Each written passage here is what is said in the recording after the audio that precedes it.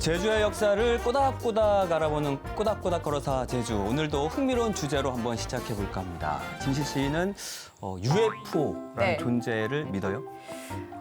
UFO요. 일단 믿지는 않는데 있을까라는, 만약에 있다면 어떨까 그런 상상을 하게 되거든요. 상상 정도? 네. 별똥별이 딱 떨어질 때 UFO가 떨어지는 걸까? 아니면 외계인이 던진 돌일까? 이 정도 상상은 하는 것 같아요. 근데 눈앞에 UFO가 정말 딱 나타났어. 네. 그럼 어떻게 할 것 같아요? 외계인이 같이 오잖아요. 그럼 저는 솔직히 말해서 인증샷 찍고 도망갈 것 같아요. 무서워서요? 아니 UFO 안에 탄 그 외계인을 마주할 자신이 없어요. 저 같으면 저 혼자 봤다라고 하면 저는 이제 항공우주 관련 주식에다가 그냥 제 재산을 올인을 하겠습니다. 제가 많이 힘들거든요.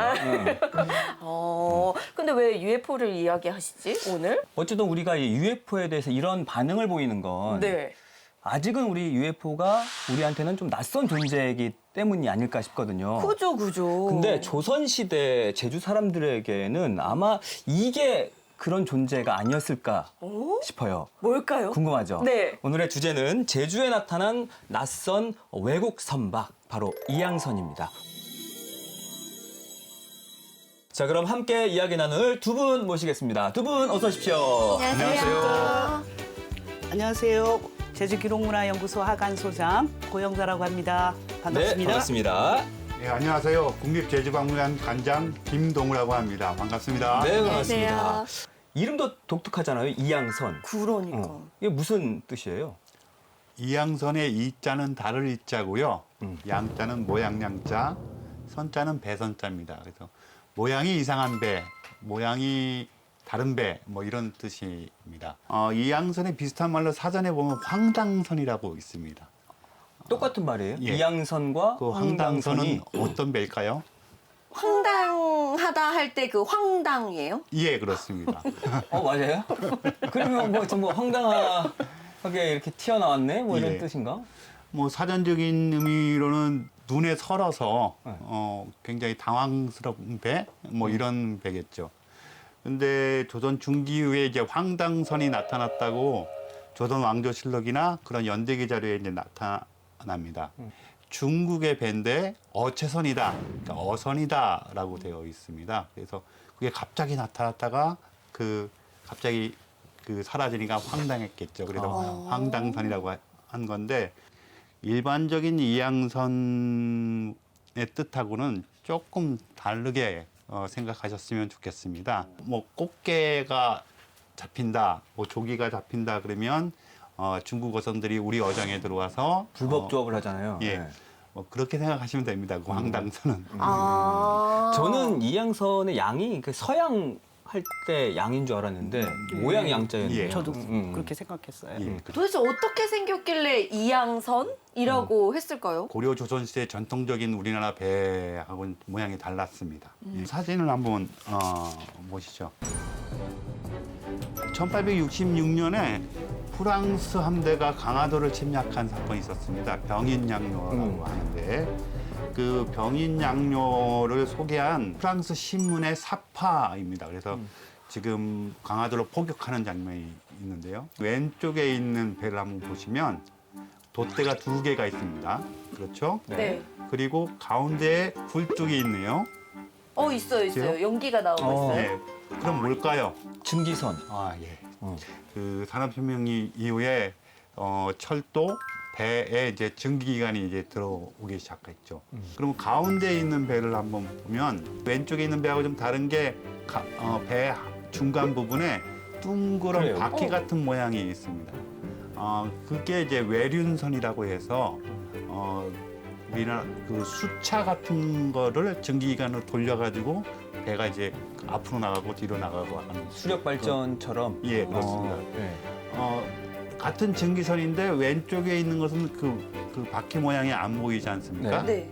그 이유는 저 바퀴 모양이 보면은 다른 적군의 배가 포를 쏠 때 관역 역할을 합니다. 눈에 잘 띄니까. 그래서 나중에 처음에 증기선은 외륜선으로 출발했다가 지금 현재 배처럼 스크류로 해서 물속에 들어가게 됩니다. 그러니까 제일 왼쪽 게 신형이고 예. 예전에 썼던 배가 이제 가운데 예, 예. 저게 가운데 구형이네요. 근데 이상하지 않은데요? 그냥 배인데요? 지금의 눈으로 보면 이상하지 않죠. 근데 이런 배만 봤던 거예요. 맞죠? 예. 이게 조선의 배죠. 이 조선의 배는 이제 돛대가 두 개가 있고 사각 돛을 달고 있습니다. 이렇게 바람의 힘으로 가고 있지요. 1871년에 또 미국의 전함이 강화도를 침략한 사건이 있었습니다. 신미양요. 예, 신미양요입니다. 신미양요 때 조선의 전령이 타고 온 배라는 걸로 해서 미국의 신문에 소개된 사파입니다. 우선 배가 작고요. 잘 아시겠지만 전통적으로 그 제주도의 그 연안에서 어업을 하는 배들은 태우라고 해서 되게 뗏목 형태의 배들이지 않습니까? 그러니까 제주도 분들은 더더군다나 모양이 더 이상한 배가 맞아요. 나타나는 것이죠. 누가 봐도 정말 신기하고 그러니까요. 모양도 이상하고. 흔히 알고 있는 하멜 표류기 있잖아요. 하멜 일행이 탔던 배도 저 배였던 것 같은데 예. 맞아요, 소장님?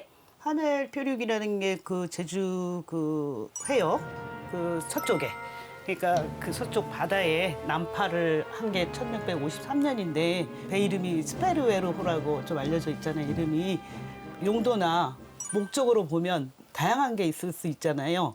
병선, 어선, 제주에서 육지로 물자를 싣고 나르는 임금님께 갖고 가는 조공선. 그렇다면 스페르웨르호는 우리 진시 씨 이게 무슨 선이었다고 생각하세요?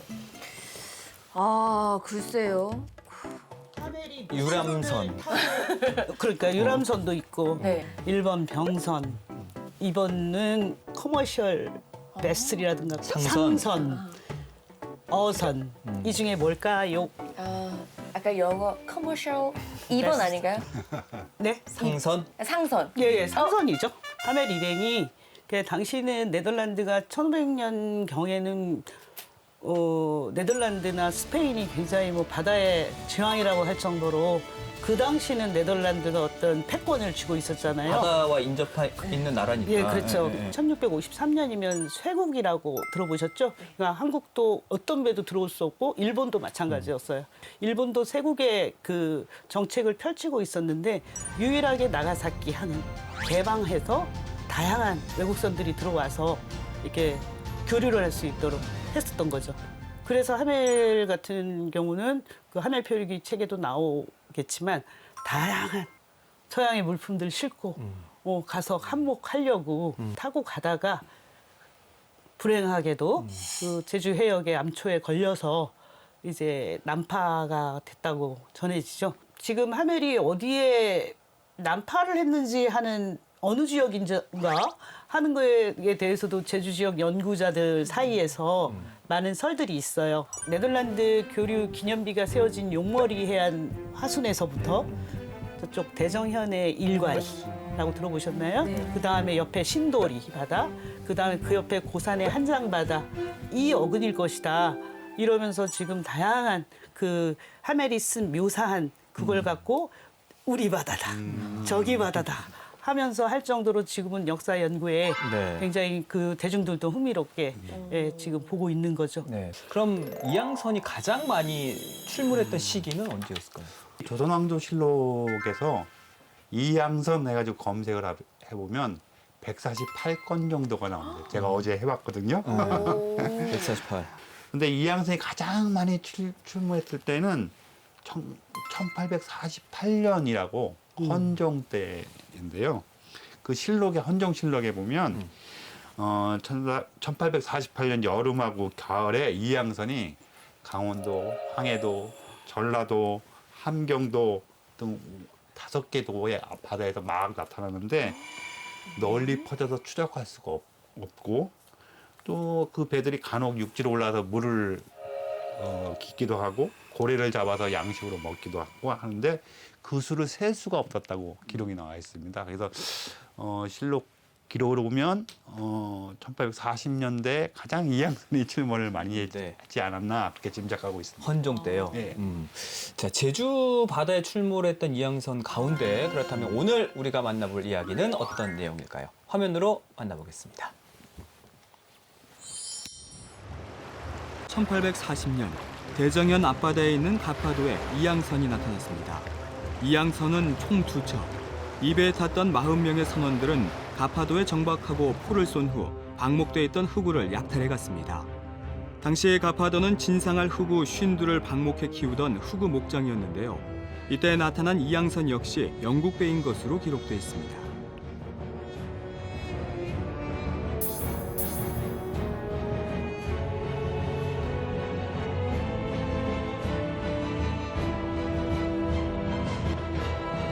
이에 조정에서는 이양선 출몰을 막지 못한 것에 대한 논란이 있는데요.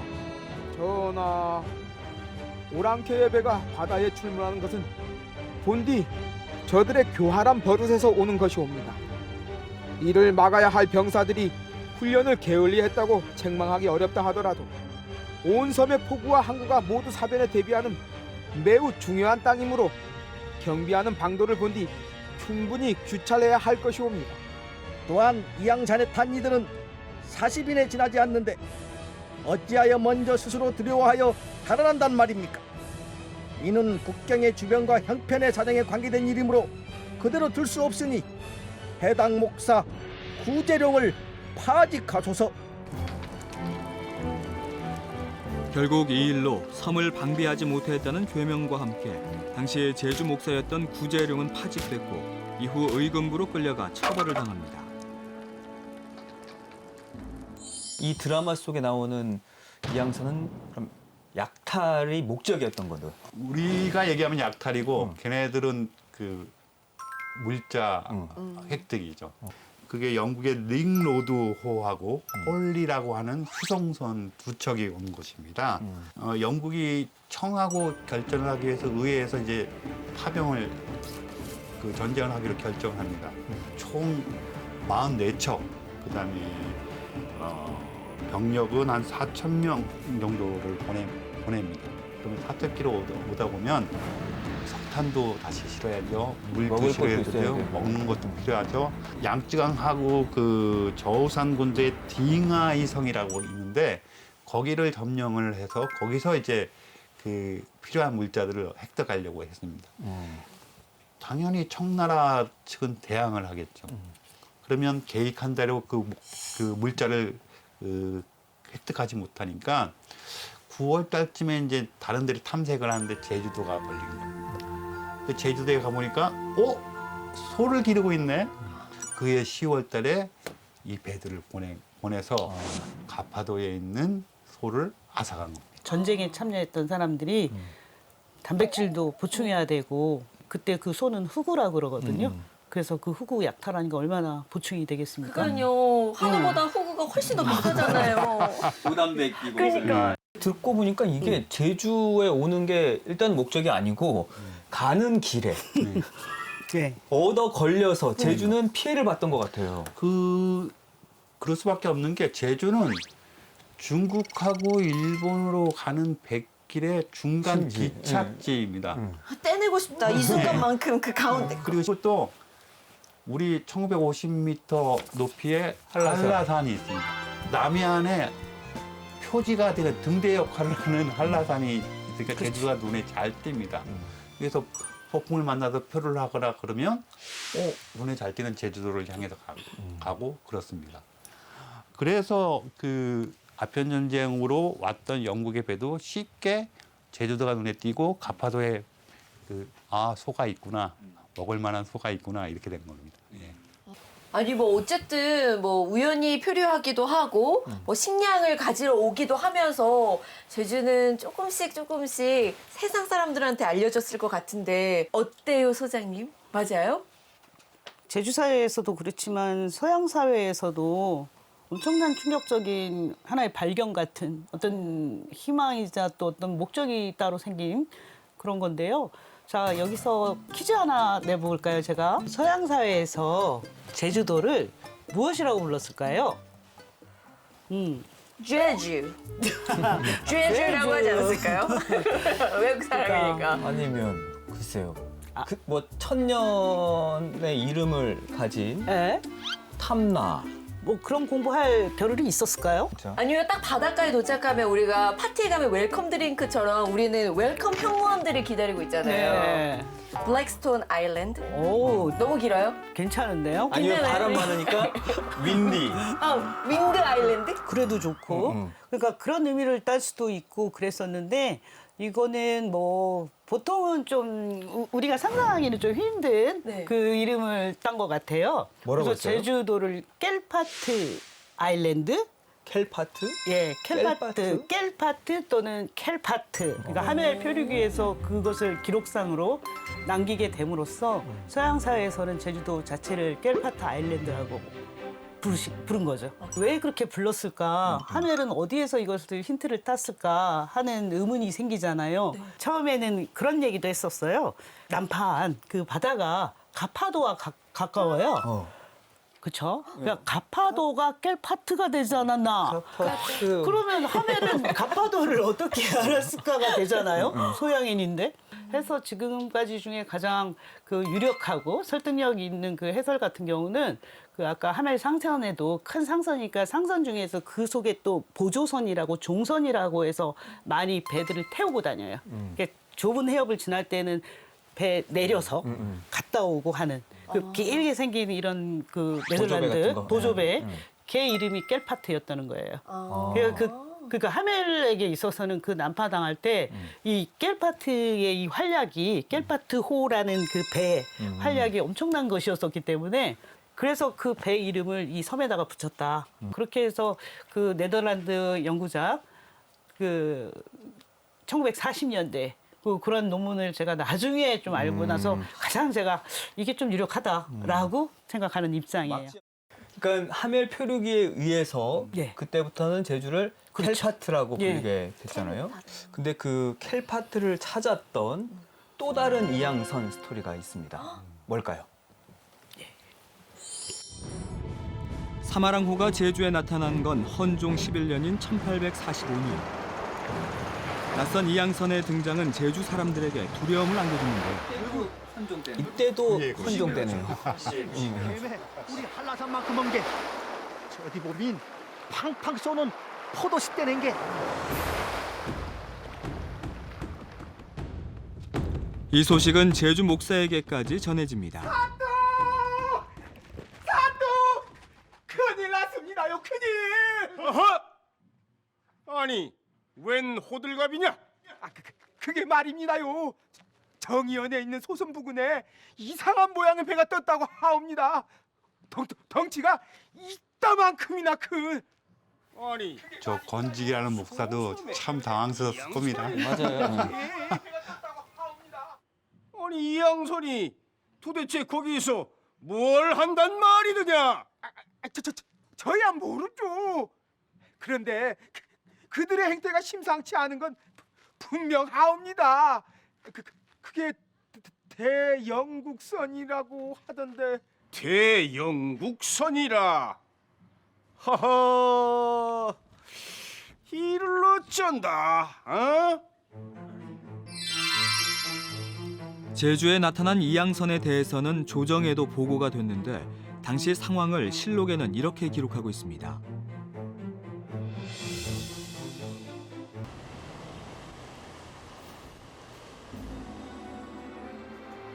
이양선의 출현으로 제주에는 또다시 긴장감이 감도는데요. 이때 제주 목사 권직은 즉시 제주섬 방어에 나섭니다.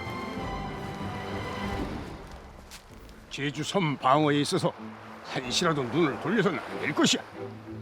자네들의 어깨에 제주의 운명이 달려 있음을 명심해야 할 것이야.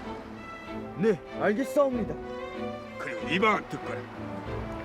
현재 제주 목에 있는 마병과 총수 그리고 성정들을 총동원해서 혹시라도 생길지 모르는 변란에 대비하도록 해라.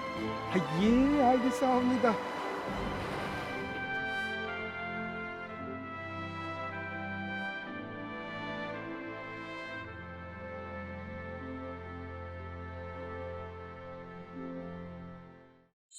1840년에 영국 배가 이제 가파도에 출몰을 했는데 5년 만에 다시 아까 우도에 또 영국 나타나게 배가. 된 거예요. 이름이 사마랑호.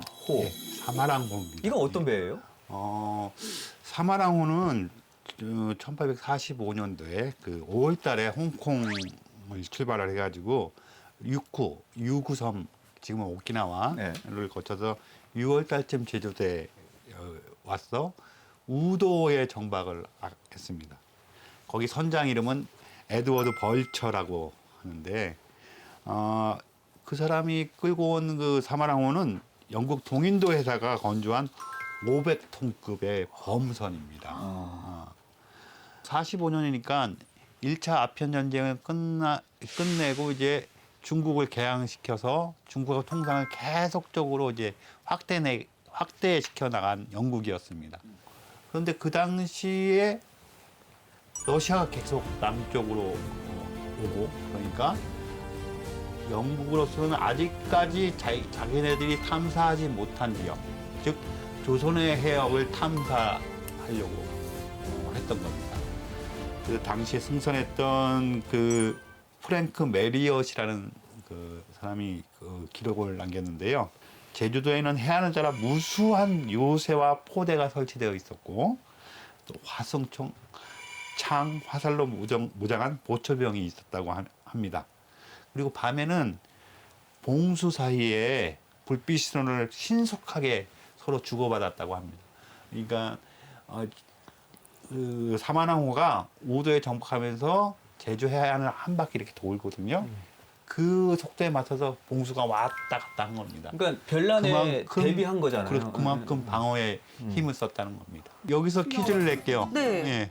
그러면 사마랑호의 정식 목적은 뭘까요? 제가 앞서 조금 힌트를 주긴 했는데 내가 봤을 때 조선에 뭔가 요구하러 온 건 아닌 것 같고 아까처럼 지나가다가 걸린 잠시 거예요. 휴게소처럼. 응.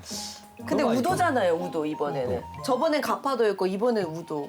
가파도에선 후구를 먹었으니까 뭐 우도에 미역이랑 또 해저 네, 뭐 해산물. 우뭇가사리 유명하잖아요. 잠시 휴게소에서 먹고 이렇게 지나가려고. 영국 사람들이 5년 전에는 소를 먹었으니까 네, 이번에는 해산물을 해산물로. 먹어보자.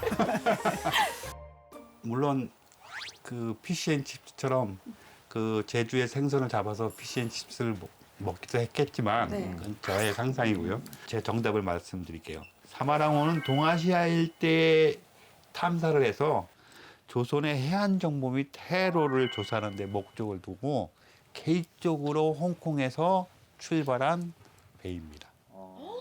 조사를 목적으로. 그 선장인 에드워드 벌처가 영국 해군의 유능한 측량 장교입니다. 해도를 만들고 해안을 측량했다는 일차적인 목표는 안전하고 빠른 항해를 하기 위한 겁니다. 길을 찾아야 되는 것이고. 그다음에 배가 기항할 수 있는, 정박할 수 있는 항구 지역도 그 정하기 위함입니다. 가장 중요한 것은 바닷물의 깊이. 그다음에 해안과 바닷속의 지형을 조사를 하는 겁니다.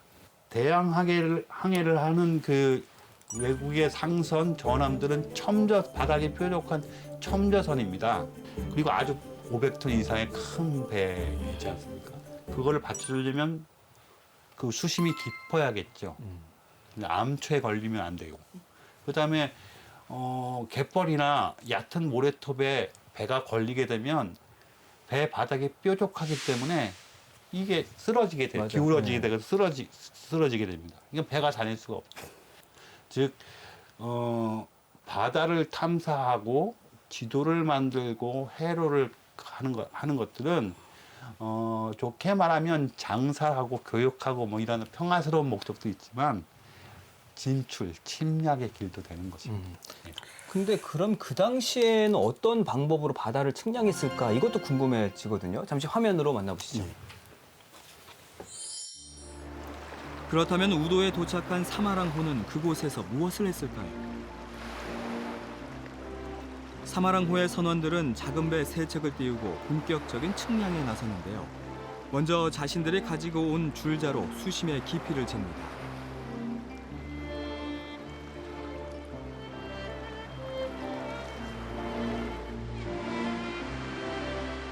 그리고 해안에 내려 걸음걸이로 백보가 되는 지점을 찾습니다.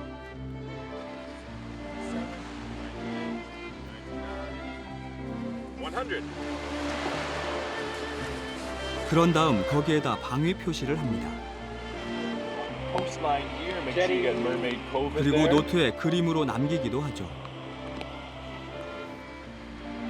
이들 곁에는 중국인 통역사 오아순이 함께 움직이고 있었습니다.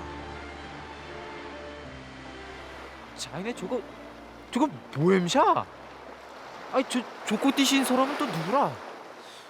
아 우리 형 비슷은 하오다마는 걔네 경호고 차이네 무슨 고람시니 원 기눈이 확확하다.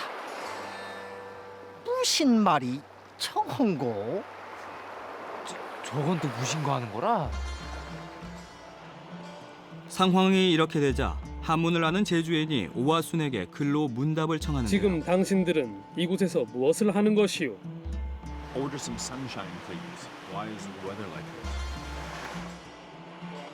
지금 우리는 영국 배로 영국 황제의 명을 받아 각 나라의 상과 경치를 그림으로 그리고 있소.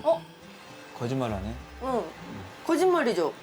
이곳 우도에서 산천을 그리는 것은 조선의 국법에 어긋나는 일이오. We have come from England, from a far-off island of our own, to make more detailed maps of the coastlines here. We've come safely from the ocean, and in order to avoid shipwrecks. So please, don't touch the markers. They are very important for our maps. 자, 우도에서 사마랑호 일행들이 이렇게 바다를 측량을 했는데 소장님도 이 사마랑호와 관련된 내용을 번역을 했다고 들었거든요.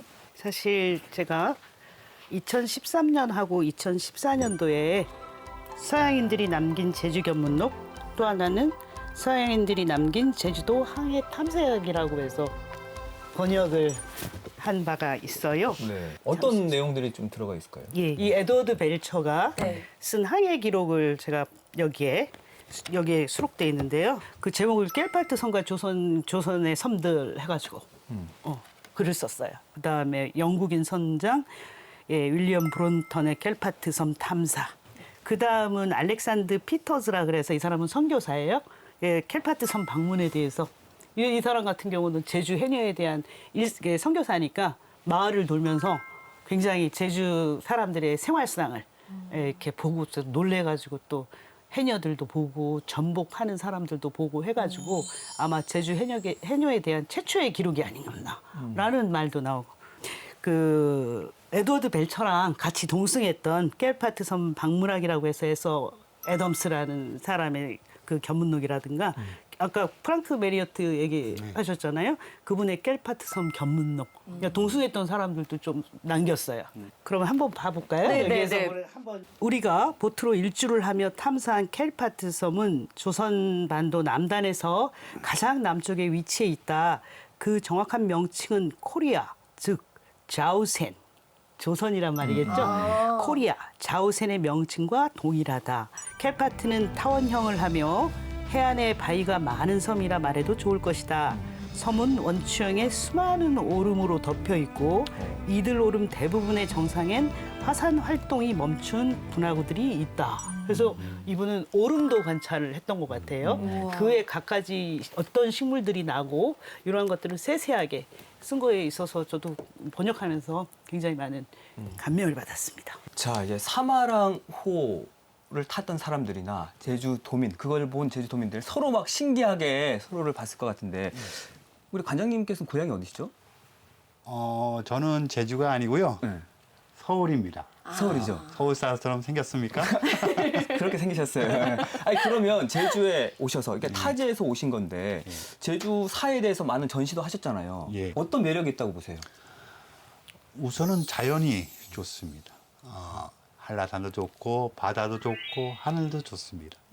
또 요새는 뭐 유명한 올레길, 뭐 자전거 환상 종주 자전거길, 한라산 둘레길, 뭐 한라산 정상 뭐 이렇게 제주의 속사를 이제 들여다보면서 감탄하면서 즐기고 있습니다.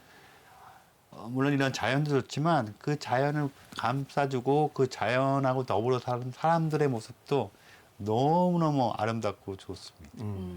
친절하고 또 어떨 때는 제가 못 알아듣는 말씀도 하시고 재밌고 제주 방언 같은 경우에는 그래서 옛날 탐나부터 시작된 제주의 역사와 문화가 참 독특하고 신기한 게 많구나. 육지에서 봤을 때보다 더 여기 와서 보니까 더 많구나 걸 느끼고 있습니다. 그러니까 이렇게 순수한 마음으로 순수한 목적으로 오면 얼마나 좋았겠지만 사마랑호 사람들은 그게 아니었단 말이에요. 혹시 그러면 사마랑호에 대한 또 다른 기억이 있을까요? 1915년에 편찬된 탐나기년이라는 책이 있습니다. 거기에 이제 사마랑호에 대한 기록이 남겨져 있는데요. 제주 사람들은 서양인의 모습이 우선 깊은 눈에 코가 막 부리부리하고 크고 키도 더 크고 그다음에 눈동자도 푸르고 또 머리카락도 양털 같았다 이렇게 봤던 모양입니다. 그때 때로 서양 배에서 포를 쏘면 산악이 확 울렸다고 하기도 하고 제주 산천을 그리고 해도를 그리려고 제주 연안을 두리고 측량한다라고 들었던 모양입니다. 그 기록이 또 남아 있습니다. 당시에 추사 김정희가 대정에 유배에 와 있었습니다. 무사람들한테 보내는 편지에 이 사건을 좀 언급한 게 있습니다. 뭐라고 했냐면 사마랑호 사건으로 섬 전체가 20여일 동안 소동을 벌였다. 근데 섬의 대응이 너무 과도했다. 아까 그 권진 목사가 막 그 연화를 잘 지키고 봉수도 막 왔다 갔다 하고 그랬으니까 추사는 사마랑호가 그냥 지나가는 배로 여겨서 위협적이지 않다라고 평을 하고 있습니다. 관장님 말씀을 들으니까 그 머릿속으로 상상이 되는 게 섬 전체가 좀 난리였을 것 같아요. 맞아요. 대포도 쾅쾅 쏘고 시끄럽고 이런데 그리고 뭐 푸른 눈을 가진 사람들이 돌아다니는데 맞아요. 어떻게 보면 제주 도민 입장에서 봤을 때는 분명히 위협적으로 느꼈을 것 같거든요. 실제로 진짜 도민들이 어떤 반응을 보였는지 화면으로 한번 만나보겠습니다. 하지만 제주 사람들의 불안감은 더해갔는데요. 이때 사계리에 사는 유명록이란 사람이 제주 목사 권직을 찾아옵니다. 사또 이자는 사계리에 사는 유명록이란 사람이온데 이번 이양선의 출연에 대비한 방책이 있다고 하옵니다. 방책이라. 그래, 그게 무엇이더냐? 예, 저 서양 오랑캐들과 싸우긴 어렵사옵니다. 헌데 싸우지 않더라도 저들이 탄 배를 파괴할 방법이 있사옵니다. 무엇이라고? 싸우지 않고도 배를 파괴할 방법이 있다고 했더냐? 그렇사옵니다. 네 이놈! 어느 안전이라고 그리 방정스럽게 입을 놀리느냐?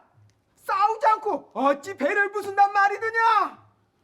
소인에게 화약을 주시면 배에 싣고 몰래 다가가서 화약에 불을 놓고 소인의 배를 직접 부딪힘으로써 그들과 함께 죽겠습니다.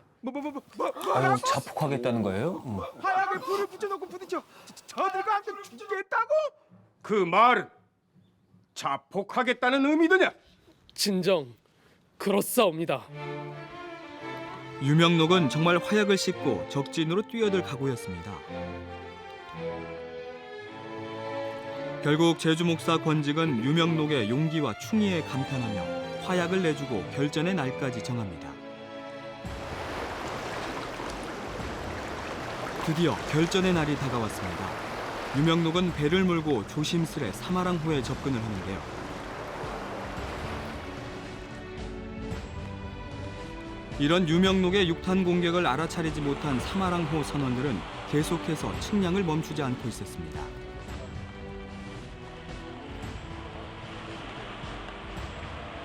그런데 순간 유명록의 접근을 본 선원들 급히 자리를 뜨는데요.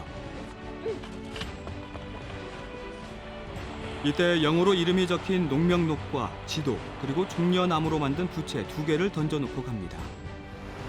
결국 목숨을 걸었던 유명록의 결사 행동을 실행에 옮기지 못하고 말죠.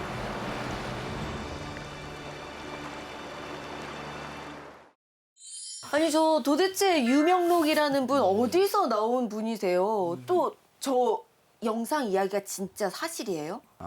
유명록은 서귀포 대정연 사계리의 의로운 사람으로 전해지고 있는데요. 여기서는 이제 그 사마랑호와 관계돼 있지만 또 1840년에 그 영국 전함에서 소를 훔쳐갔다고 하지 않습니까? 가파도가 바로 대정연 근처 아닙니까? 그래서 그때 의병을 일으켰다는 말도 있고요. 그때 흑우를 뺏긴 분이었나 보다. 아니면 가족을 잃었다거나. 네. 제가 조선시대 기록이라든지 여러 기록을 찾아봤는데 그 흔적은 못 찾았어요. 제가 과문한 탓인지 모르겠지만 지금 드라마에서 나온 것처럼 유목록이라고 하는 의인이 화약을 가득 싣고 배로 막 오니까 깜짝 놀라서 급히 달아났다고 걸로 되어 있잖아요. 근데 그 메리어스의 기록에 보면 그냥 조사를 잘 마치고 떠났다. 그래서 유명록에 대한 기록은 없습니다. 아마 유목록의 이야기는 이양선에 대한 제주 사람들의 인식과 대항, 두려움, 그걸 또 이겨내려고 하는 노력들 이런 게 합쳐져서 제주도에 전해진 이야기가 아닐까. 그래서 해도는 완성을 했다는 거예요? 그렇죠. 해도는 완성을 했습니다. 그때 벨트 선장이 이때 탐사를 통해서 제주도하고 거문도, 거금도 일대의 3장의 해도를 만들었다고 합니다.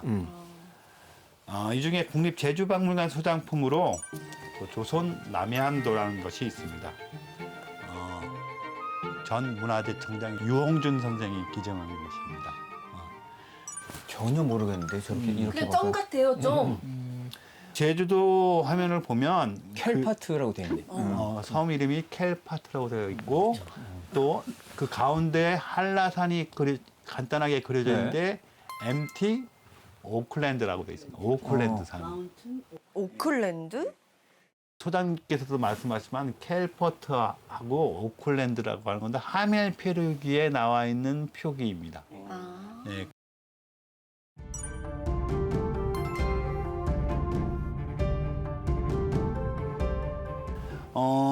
오른쪽에 보면 우도라고 되어 있는데 우토. U자고 TO 해가지고 우토라고 되어 있습니다. 그거는 아까 그 오화순 통역이 왔다고 하지 않았습니까? 그러니까 오화순 통역을 통해서 지금 내가 있는 곳은 어디입니까? 물어보니까 우도에 와 있습니다. 너희들 이제 통역하는 과정에 그걸 음차를 해서 우토라고 하지 않았을까? 라는 저는 그렇게 여겨집니다. 비슷해요, 지금의 지도랑. 그다음에 어떤 것들은 그 섬들을 영어로 다 표기를 한 거. 예요. 자기네 입장에서. 가파도, 마라도가 이렇게 아니라 안 하고. 뭐 벨포드, 모데스트 뭐 이러면서 자기네가 알아보기 쉽게 다 제주를 표기한 거예요. 켈파트라고 한 것처럼. 그렇죠. 근데 우토는 왜 우토라고 달았는지는 저도 의문이에요. 아니 혹시 그런 걸 수 있잖아요. 네. 우연히 일치로 또 다른 보조선 이름이 또 우토. 아니면 외계인이 나오는 UFO 말고 UTO 아니에요? 이 우토만 유독 우토라고 돼 있는 게 저도 좀 궁금했어요. 소자하고 한자로 썼어. 한자로 쓴 거를 그렇지. 그거를 이제 중국 발음으로 얘기하면 그거를 이제 자기네 그렇죠. 알파벳으로 우도라고 쓴 거죠. 옮긴 게 아닐까.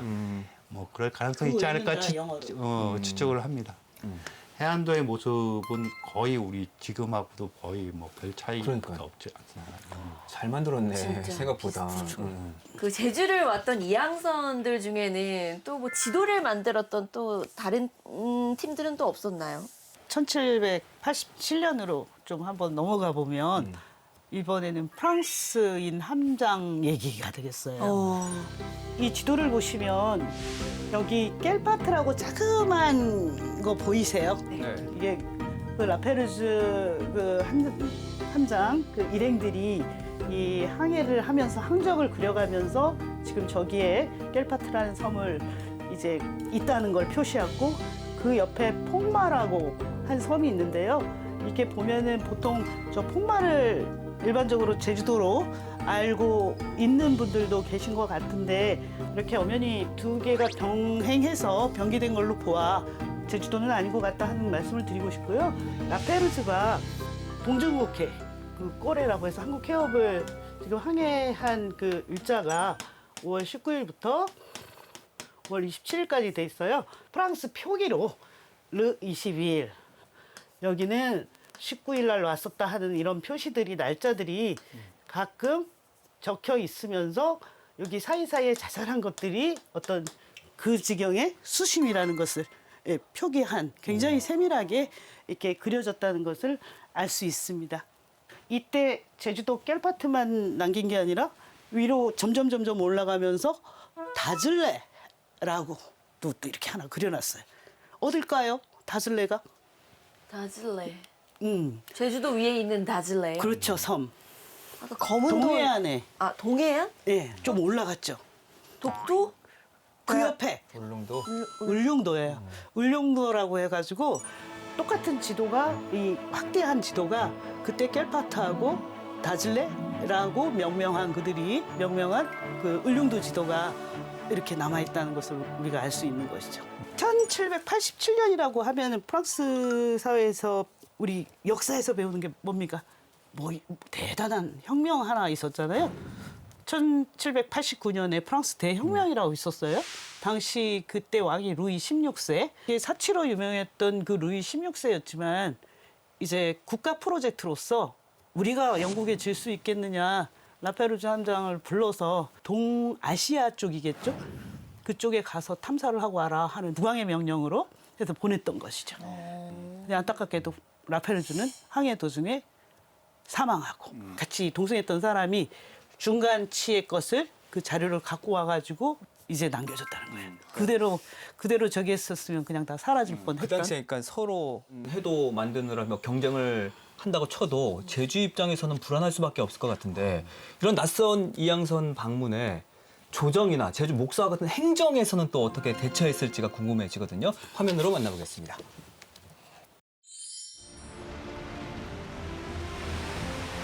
사마랑호가 돌아간 후 그해 겨울 제주 목사 권직은 사무배 백성들을 총동원해 해안가에 있는 환해장성을 대폭 도강합니다. 하지만 해를 거듭할수록 조선의 이양선의 출몰은 더욱 잦아지죠.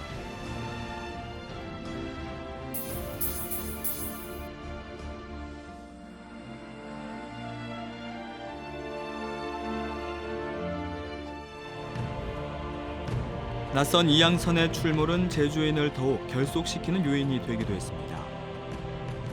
이양선으로부터 제주섬을 지키기 위해 화약을 싣고 육탄전을 벌이려 했던 제주인이 있었는가 하면 해안을 둘러싸고 있는 환해장성을 더욱 굳건하게 구축하게 됐는데요.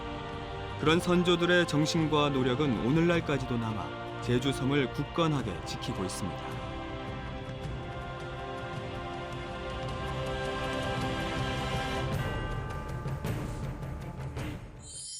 그 이후로 방어태세를 더욱 굳건하게 갖추게 되는 거군요. 그러니까요. 아, 환해장성이 이런 이유 때문에 쌓아졌구나. 두 차례의 이양선 사건을 맞이하고 나서 제주도민들은 이제 힘써서 그걸 이제 방어를 해야 되지 않겠습니까? 그래서 관방시설인 환해장성 같은 그 관방시설을 대대적으로 건설을 했고 또 군제를 개편해서 군인의 수를 늘렸어요. 군인의 수를 늘렸다는 것도 그만큼 제주 사람들이 군대에 많이 징집됐다고 하는 거지만 그리고 여기 정의연하고 대정연이 있지 않습니까? 그때 군사적인 지휘권은 제주 목사한테만 있었습니다. 근데 신속하게 대응을 하려면 그 대정연이나 정의연 형감한테도 그 지휘권을 인정을 해준 겁니다. 사실 이뿐이었어요. 아쉽게도. 왜냐하면 그 임진왜란 때 이순신 장군 수군에 활동한 걸 보면 왜군이 육지에 들어오기 전에 서로 수전을 해서 바다에서 쳐부수는 게 제일 좋은 방책 아니겠습니까? 그렇죠. 마찬가지 아니고 이양선이 나타난 것을 잘 물리칠 수 있는 것, 육지에 상륙하기 전에 물리쳐야 되는데 그 당시에 제주뿐만 아니라 조선의 모든 군선이 동력선이 아니에요. 목선입니다. 그러니까 이양선을 이겨낼 길이 없습니다.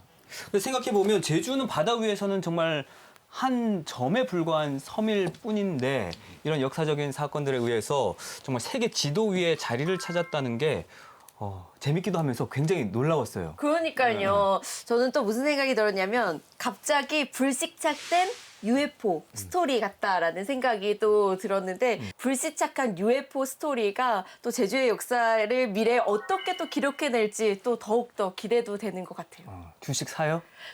잠깐만 기다려봐요. 내가 보면 말해줄게요. 두 분은 오늘 어떠셨나요? 19세기에 서양 제국들의 동아시아 진출은 참 조선의 가장 위협이 될 존재였습니다. 그래서 이항순이 침몰하고 나서부터 조선도 두 차례 양요를 겪기도 했고 19세기의 엄혹한 현실에서 조선이 그만큼 준비를 덜 했고 부족했다는 뜻이죠. 결국 잘 준비된 나라와 백성들이 주권을 유지하고 행복하게 살 수 있는 것이죠. 지금 우리한테도 마찬가지인 것 같습니다. 황해장성을 쌓고 제주도민들이 크게 결속해서 잘 방어태세를 튼튼히 했던 그런 결의들을 잘 기억해 줬으면 좋겠습니다.